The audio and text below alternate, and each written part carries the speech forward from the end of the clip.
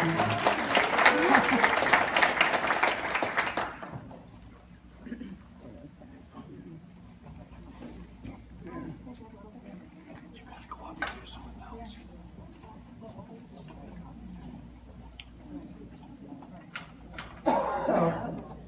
we are so lucky to have him, aren't we?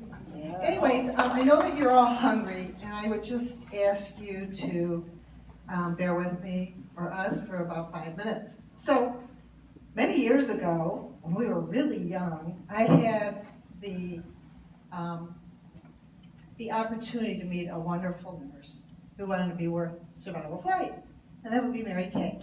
Where is she? Mary Kay. Okay, so we hired Mary Kay, and I was still flying. I was flying a lot then at that point, and it was rather extraordinary for me because I always believed, and I do believe to this day, that I was a really good nurse, and I loved my patients. Where I came from, I loved my patients, and then I loved them more at survival flight because we take our level to another care. So flying over the years with Mary Kay, I saw something really extraordinary with her, and it was her deep love for her patients. And I mean compassion and love that rocked me to my core. And over the years, as I've gotten busier and being a manager, and not being a part of being my team on the helicopter, which I live vicariously every day through my staff. I don't usually call them mine, but they are. I sat back over the years and watched Mary Kay. Her love has never faltered. Mary Kay is the one person every morning or every night, whenever she's working, she checks that helicopter. She gets out the checklists. She cleans.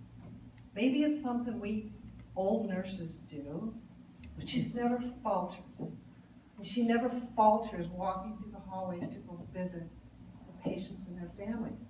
Mary Kay and I, a long time ago, talked about when we get old, what we wanted to do was open up a home for seniors or senior citizens or parents that, like us, can't take care of our parents, and they could come and drop them off for the day.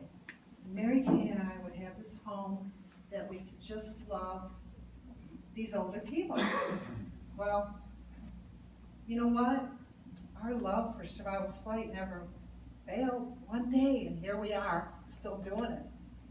So it was a dream we had, and Mary Kay will probably always be a dream wherever you're at. And so, before I turn this over to the rest of the folks here, I just want you all to know that there was Mary Kay and there was Russ Wagner. Many of you know Russ Wagner, who has since died.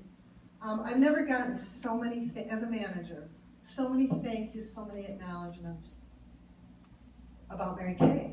And they come in today, and I have no doubt that on the very last day that Mary Kay walks the halls at the University of Michigan, she'll still be visiting her patients and her family.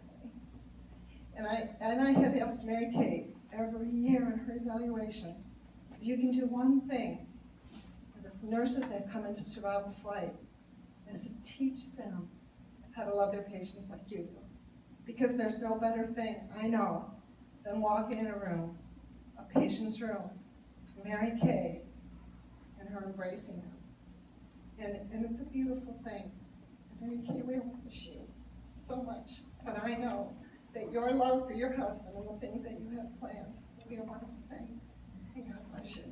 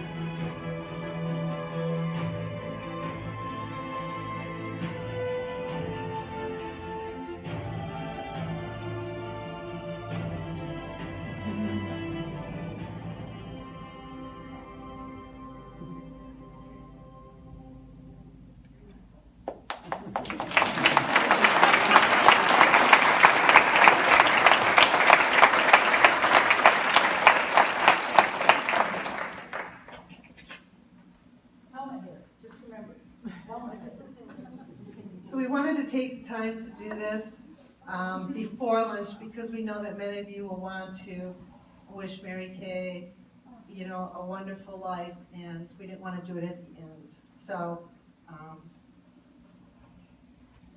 thank you.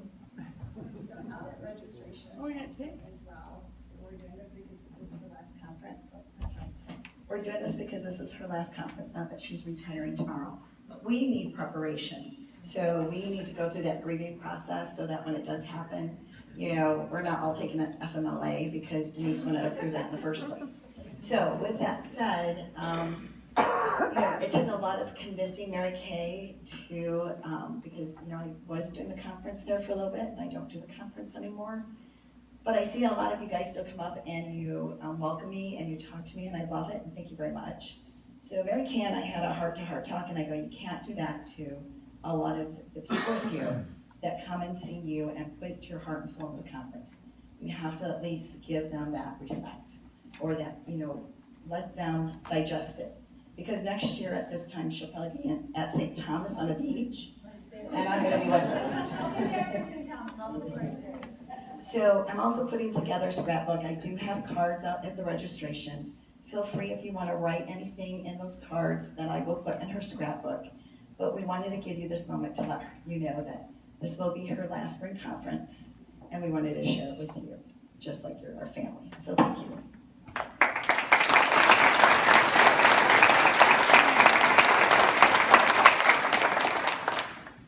I'll just tell you a quick story. When I got hired to Survival Flight, this was my dream job. My dad was a pilot, my mom was a nurse, so I had the best of both worlds. And it has been beyond belief the best job I've ever had. I've been very honored and very privileged to work this job for as long as I have. I will continue throughout the rest of this year, and then probably retire toward the end of November, December. I haven't set an exact date yet, but yeah, I have to work Thanksgiving. That's my holiday. When two of my colleagues from Jackson, I'm from Jackson originally, worked on the conference way back when I was just a brand new flight nurse, they invited me to start participating at the conference. In the first couple of years, I did a little breakout session. We had 20-minute breakout sessions for the nurses. And so I did lectures on little breakout sessions. And then after 2 years, they said I could become a member of the committee.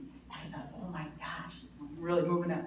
My job for the first couple years as a member of this conference committee was changing the carousels in the slide projector. Now, probably some of you don't even know what a carousel is, but for those of us that know, that was my job for a couple of years at the conference, and I was like, living and dying, boy. It has been a privilege. I've met so many wonderful people, speakers, doctors, nurses, you know, social workers, pharmacists. We've had detectives. We've had Dr. Spitz, my boyfriend, Dr. Werner Spitz, who comes every year. It has been a very, very, it's been a great time, Pleasure, you know, a few gray hairs, a few sleepless nights, but that always comes with, you know, trying to make things the best for you. And to meet all of you and have you come back year after year, so many of you come year after year to our conference, that means the most to us. We appreciate your following us and continuing to come with us, and we hope to provide, you know, continuing education as long as we can. Thank you very much.